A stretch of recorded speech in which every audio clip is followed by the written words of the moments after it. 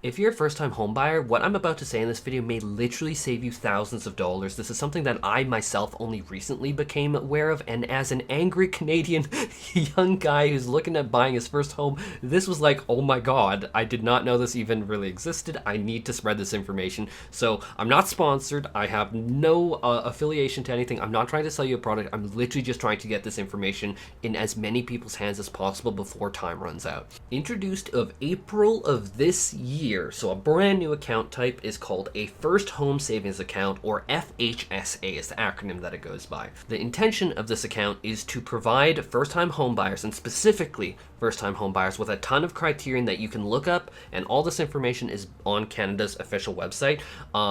But there are a lot of criterion. Like if you're not a first-time home buyer, they're gonna absolutely nail you with taxes. And so if you're a first-time home buyer, this is made for you. But if you're not a first-time home buyer, I'd stay away. So the major perks of this account and what makes it so different is that an RRSP, it's an investment that you deduct from your total income, right? And so that protects that income from being taxed when you initially earn it, and then you pay the taxes out later, right? A FHSA is like an RSP in that it is deducted from your total salary. Say I'm at $135,000 this year, and then I deduct $8,000 from that. That's going to put me at $127,000. And so that $8,000 would originally be taxed pretty freaking heavily. And so now that is officially in this account. But further from that, what makes this even more awesome is that you can take this money, and again, you choose your service, you choose your bank with whatever investment opportunities they particular give you. I'm not giving you no advice or recommendations on that because I'm still working with financial people myself. But those investments apparently aren't gonna be taxed as well, which gives you the similar benefit as a tax-free savings account, a TFSA, which has been around for so long that I'm not even gonna dive into the intricacies of that. And if you're in Canada, you can be very safe with investing. You can do GICs, you can do other things like ETFs or obviously stocks, but buyer beware on what you do. Again, not your financial advisor. Don't have the skills to be your financial advisor. I'm a software nerd, bro. I don't know. I'm just trying to make people aware that the FHSA exists. And so this is obviously super awesome because a TFSA does not have its initial, like, you're still taxed when you make that first income, but anything that grows in that TFSA, like say you have compounding interest that say makes like money on money, like it just compounds, and then you say make like, I don't know, like $3,000 in 1 year based off of the compounding interest of like a bunch of GICs that you have, that is not going to be taxed, but the initial income going into that TFSA is going to be taxed. Whereas the FHSA is deducted from your total income and not taxed, and then in that FHSA, that can continue to grow tax-free. Yeah. So now let's get into why this is time sensitive and why I'm in a bit of a rush to do this video on a freaking Sunday. It's because every single year you're allowed to contribute up to $8,000, and apparently like the $8,000 will roll over to next year, and then everyone's like, oh, okay, that's not a big deal.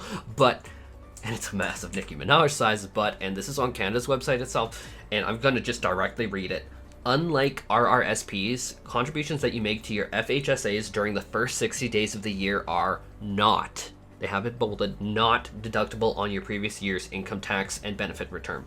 So I am not that fancy with RRSPs, and I usually have not used the 60 days into the next year thing. I usually have all my plans set by December.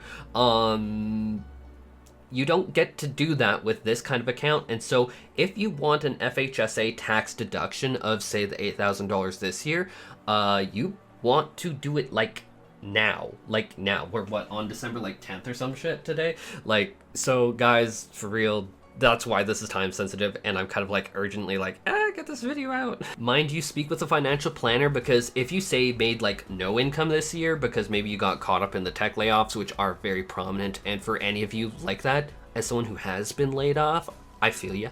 That freaking sucks. But maybe next year's income you do expect to make more, talk to a financial advisor. All I know is for me personally this year, and I know for a lot of other people, it makes a lot of sense to take that $8,000 this year, deduct it from the top of our income, and put it into here. And then we can also get like the compounding interest, but you'd get the compounding interest like the same amount or similar like in January, right? Again, not a financial advisor. I haven't worked math out on that one, but I'm like, well, if it's like a week or two, Don't ask me. Now, final disclaimer is this is explicitly an account that has been made for first-time homebuyers, and there are a ton of caveats where you need to very specifically fall into their criterion, or they're kind of going to nail you. So be very aware of that. This is not just a free money. Like, if you already own a home and do this account, I don't even know if you could open one, but you're not going to get any benefit. Like, the government's going to be like, bro, you already own a home, what the fudge? So definitely check out the website, check out the details, and work with a financial planner. Can you tell that I'm uncomfortable with talking about this stuff? I'm not responsible for your finances, and I refuse to take responsibility. That's my way. I'm just trying to get this information out to everyone, because as an angry Canadian trying to figure out how he's going to buy his first home in this insane asylum market, I'm like, spread the information.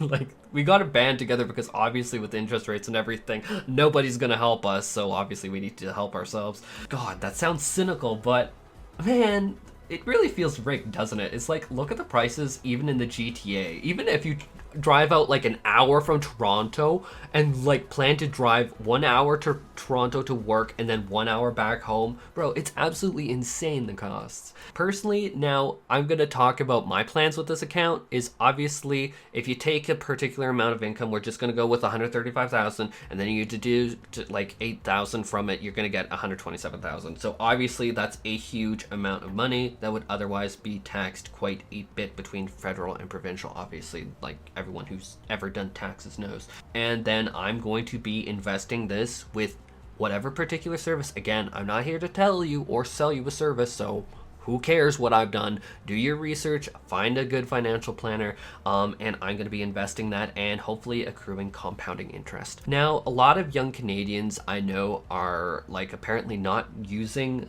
employer matching that much, so that's kind of what I'm going to end this video on. Is if your employer has employer matching up to say 5%, which seems pretty standard, take that money. That's free money on the table. Get it into your RRSP, which RRSP comes with a whole lot of caveats. And yes, we have the home buyers program in Canada. USA probably has something similar as well. You can probably use that money in some shape or fashion.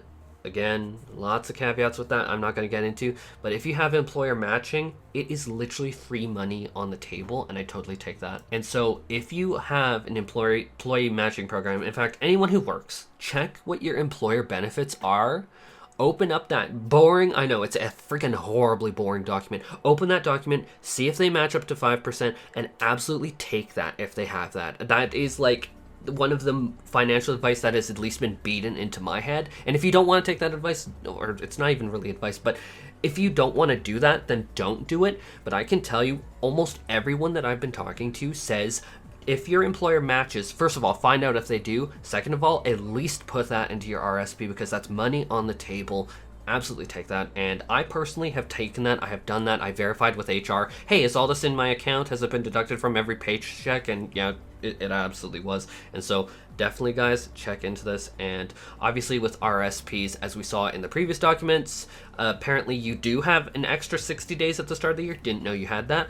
But with the FHSA, you apparently don't. So time sensitive. And yeah, I hope that everyone is doing well. This is not going to be the financial channel, because I'm so uncomfortable talking about this here, but as an angry Canadian first-time home buyer who is pissed at the housing market and is just like, my credit score is literally fucking 826 on Equifax, and then what, 830 on whatever the second one is in Canada. It's like I'm in my prime of home buying and I feel screwed. So I'm literally just trying to get this information out to all of you, because honestly, it just looks like no one is looking out for us. No one is going to help us, and this is absolutely fucked. And so yeah, I'm a little pissed. I am going to make this video because, you know what, I know I'm not the only one who's angry at the housing market. Just like, okay, like I've saved up the down payment, I have a great credit score, okay, can I get a fucking house now? And it's just like, well, the housing market, well, a single house or not even, like a condo's like 700,000, and it's like a rusted out like shack, and I'm like, what the fuck has happened?